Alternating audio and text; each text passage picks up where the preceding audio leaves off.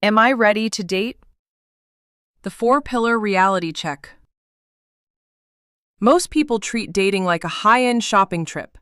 They walk into the market looking for the perfect product, someone who is kind, hilarious, and completely stable, without ever stopping to ask if they are a product worth buying. Here is the cold, unvarnished truth. If you are entering a relationship just to find yourself or to fill a hollow void of loneliness, you aren't looking for a partner. You're looking for a hostage. Love might get you to the altar, but the four pillars we're covering today determine whether you'll actually still be standing there 5 years down the road. Set your phone down for a moment. Fix your eye on the screen, lean back, and let's have an honest conversation. We're moving past the butterflies and looking at the raw, psychological foundation you need before you even think about swiping right again. Pillar 1, mental readiness, motivation, and expectations. The very first sign of readiness isn't your charm or your savings account, it's your motive. Most people date simply to get validation, to get security, or to get happy. Strategy expert Tony Robbins calls this horse trading. You're constantly keeping a mental scorecard in your head. I did this for you, so what are you doing for me? Listen closely to this next question. Are you actually prepared to be a fiduciary for your partner? That word means acting entirely in their best interest. It means you are already so emotionally full on your own that you enter the relationship specifically to give and to support their personal growth, even when it's inconvenient for you. Now, ask yourself a hard question. Can I actually handle the immense responsibility of building a household, or am I still acting like a child in my daily life? If you can't manage your own emotions, schedule, and environment right now, you simply aren't ready to merge your life with someone else's. Pillar 2, emotional intelligence, the 100 BPM Rule. Pillar number 2 is emotional intelligence, and true readiness is defined by how you act when your reactive brain takes the steering wheel. When we get triggered, we instinctively resist reality. We stop seeing our partner as someone we love, and we start seeing them as the enemy. Picture this exact scenario. Your partner is 45 minutes late for dinner. No text, no call. The emotionally unprepared reaction? You shift straight into reactive brain. You shut down, you hand out the cold shoulder, and you immediately start assembling a mental prosecutor's file of all their past flaws.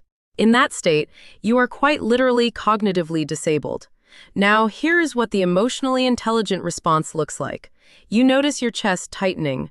You recognize your heart rate is climbing. And you remember the golden rule. If your pulse goes over 100 beats per minute, you must stop talking. You take a step back. You self-soothe.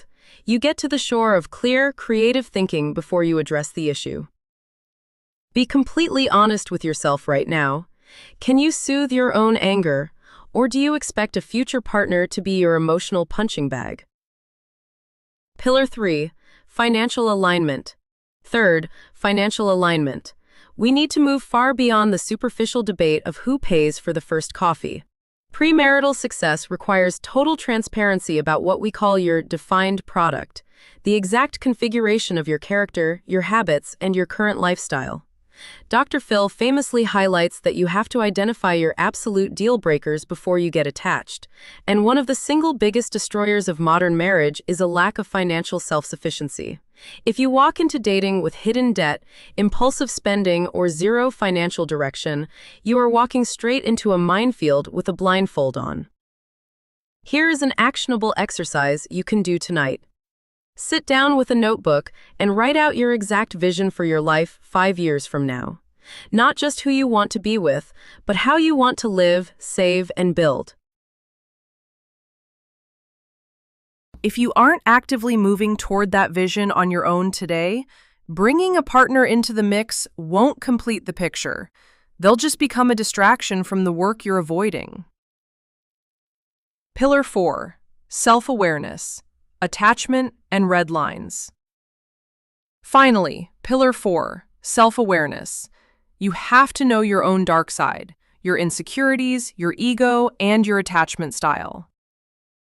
According to attachment theory, most of us operate under one of 3 modes: secure, anxious, or avoidant. If you have an anxious style, you crave intimacy so desperately that you'll make excuses for toxic behavior just to keep someone close. If you are avoidant, you subconsciously view closeness as a threat to your freedom, so you'll invent flaws in great people just to push them away. If you don't know your own red lines, your non-negotiable core values around honesty, respect, and faith, you will let massive warning signs slide simply because you are hungry for affection. A real partnership isn't two broken halves clinging together to feel whole. It's two whole individuals coming together to magnify the joy they've already cultivated on their own.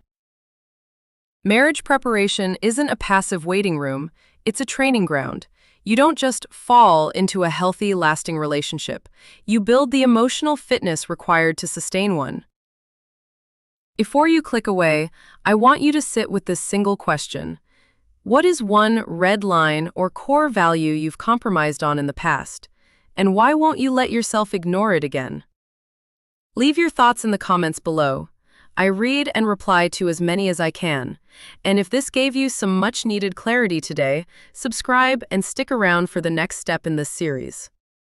Remember, your future marriage depends entirely on the work you do while you're standing alone.